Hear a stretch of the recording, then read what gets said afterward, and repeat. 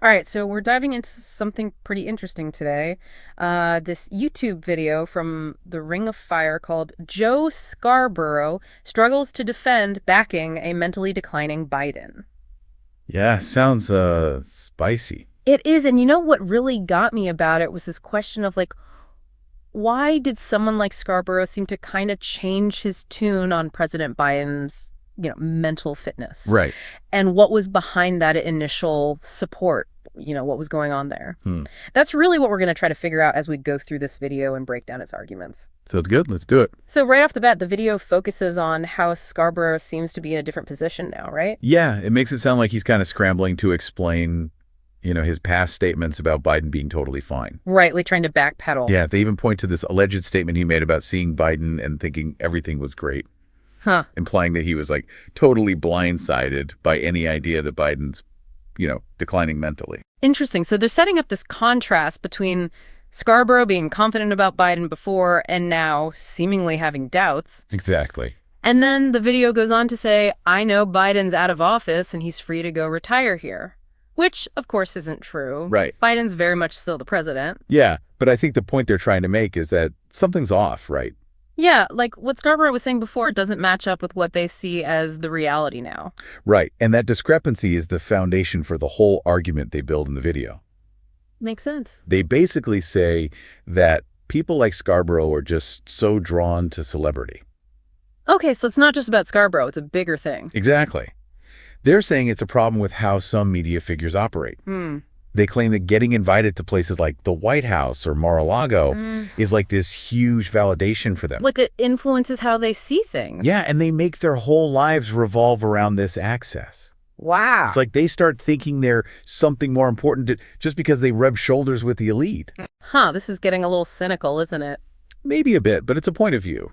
Yeah, the narrator even compares Scarborough to someone with an illness, like he needs this celebrity validation. Right, and they suggest his defense of Biden was all about keeping that access, like he was afraid of not getting invited to the Christmas party or something. So are they saying anyone who has access is automatically biased?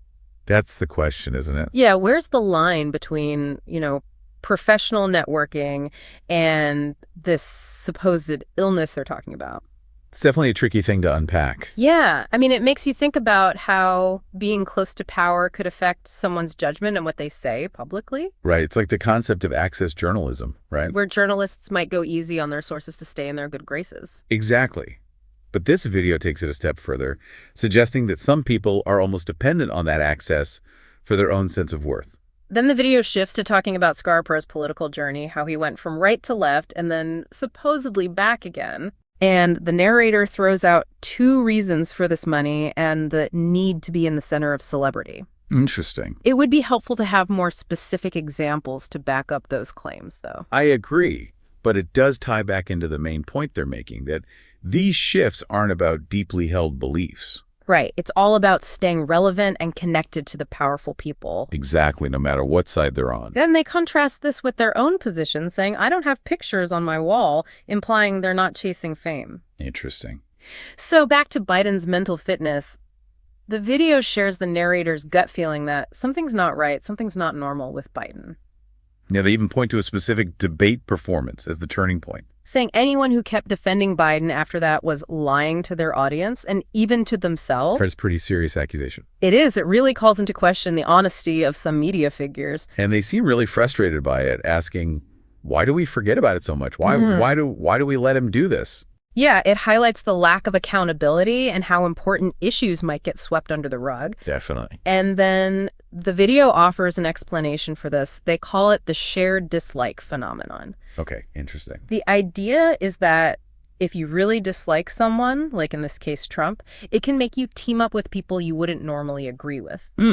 Like the enemy of my enemy is my friend. Exactly. And they use the example of some on the left embracing Liz and Dick Cheney. Just because they oppose Trump. Right, even though they disagree on pretty much everything else. Makes sense. The video ends by saying that having a shared dislike is only one thing in common, and some on the left need to realize that. It's a good point sometimes that shared opposition can blind you to other important differences. Absolutely. So let's recap what we learned from this Ring of Fire video. Right.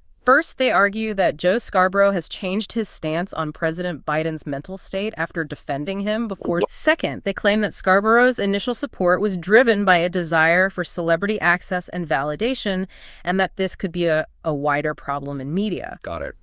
Third, they point to Scarborough's political shifts, suggesting money and the allure of fame as motivations. Yes. And finally, they criticize those who continue to defend Biden's mental fitness, implying a lack of honesty and suggesting that a shared dislike of someone can lead to overlooking important issues and forming these shaky alliances. Wow.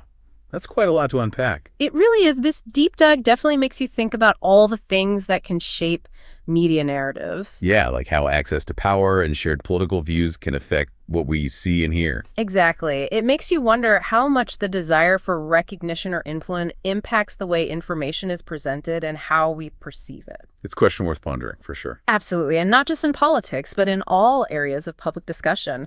Thanks for taking this deep dive with us. Anytime. It's been a fascinating conversation. Absolutely. Until next time. I'm looking forward to it.